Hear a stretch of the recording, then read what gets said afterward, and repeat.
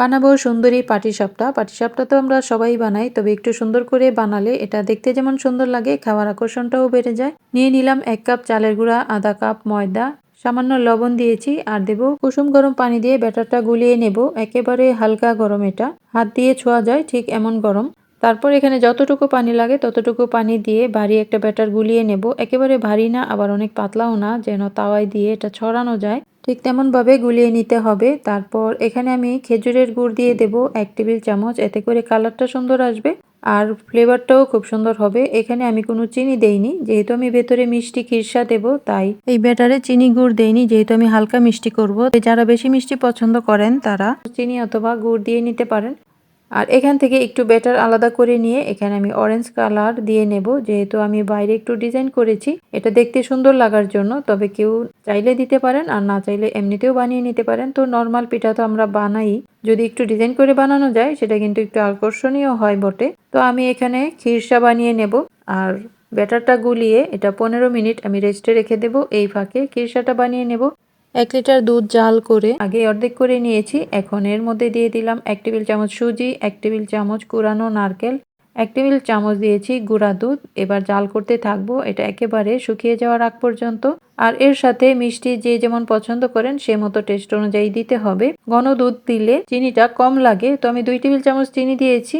আর দেব নলেন গুড়। নলেন গুড়ের ফ্লেভারটা খুবই ভালো লাগে আমার কাছে, তবে খেজুরের গুঁড়ো দিতে পারেন বা শুধু চিনি দিয়েও করতে পারেন। তো গুড় আমি মেপে দেইনি, তাই গুড়টা যতটুকু লাগে ততটুকু দিয়েছি সুন্দর একটা কালার আসার আগ পর্যন্ত। আর নলেন গুড় হালকা মিষ্টি থাকে, যেহেতু গুড়টা পাতলা, আবার কালারটাও কিন্তু হালকাই থাকে। তো নামানোর আগে 1 টেবিল চামচ ঘি দিয়ে দেব, এতে করে খুব সুন্দর একটা ফ্লেভার হবে।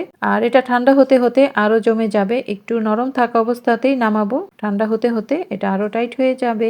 তো যেই ব্যাটারটা আমি গুলিয়ে রেখেছিলাম কালার মিশিয়ে, সেটা একটা বোতলে নিয়ে নেব। আর বোতলের ঢাকনাতে ছোট একটা ছিদ্র করে নেব। তো কাঁটা চামচ চুলার উপরে দিয়ে গরম করে এক মাথায় এখানে ডাবিয়ে দিলেই খুব সুন্দর করে ফোটা হয়ে যাবে। তো এবার ব্যাটারটাকে আমি ভালো করে মিশিয়ে নেব।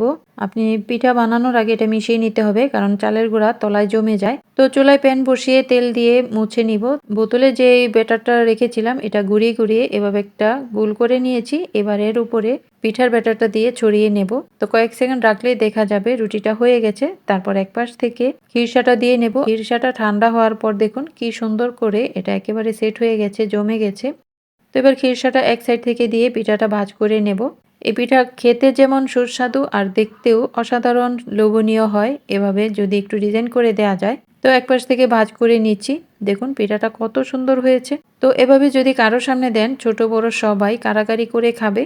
তো আরেকটা জিনিস দেখাই, এই পিঠা বানাবেন একেবারে লো হিটে। বানানো শেষে কিছুক্ষণ চুলার উপরে রাখলে উপরটা একটু মচমচে হবে, কিন্তু প্রথমেই যদি চুলার জালটা বাড়িয়ে রাখেন তখন দেখা যাবে পিঠার গায়ে প্রচুর ছিদ্র হয়ে আছে। তো এই পিঠাটা দেখুন, এটা চুলার জালটা একটু বাড়িয়ে রেখে বানিয়েছি আমি দেখানোর জন্য। এই পিঠার তলাটা কিন্তু মসৃণ হবে না, এই একেবারে জালিদার হয়ে গেছে।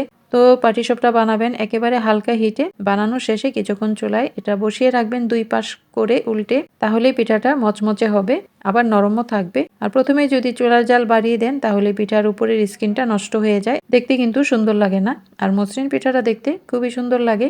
ফ্রাই প্যানটা খুবই বড়, তাই আমি পিঠাগুলো সুন্দর করে বানাতে পারিনি, কারণ অল্প ব্যাটার দেওয়ার পর এটা ছড়াতে গেলে দেখা যায় ছড়ছে না বা এরকম বেকাতেরা হয়ে যাচ্ছে। যদি ফ্রাই প্যানটা ছোট থাকে আর পিঠাগুলো যখন আপনি বানাবেন সব দিকে একদম গোল হয়ে সুন্দর মতো পিঠাগুলো হবে। তাই পিঠার সাইজ অনুযায়ী প্যান নিয়ে তারপর পিঠা বানাবেন, তাহলে পিঠার 2 সাইড অনেক সুন্দর হবে।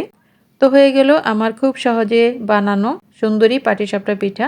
এই পিঠাগুলো ঠান্ডা হয়ে গেলেও শক্ত হয়ে যাবে না, একেবারে সফট থাকবে, এমনকি পরের দিন পর্যন্ত খেতে পারবেন। এটা একেবারে সফট মসৃণ থাকবে, ফেটেও যাবে না, ভেঙেও যাবে না। তো ভালো থাকুন, সহজ রেসিপির জন্য সাথেই থাকুন। আল্লাহ হাফেজ।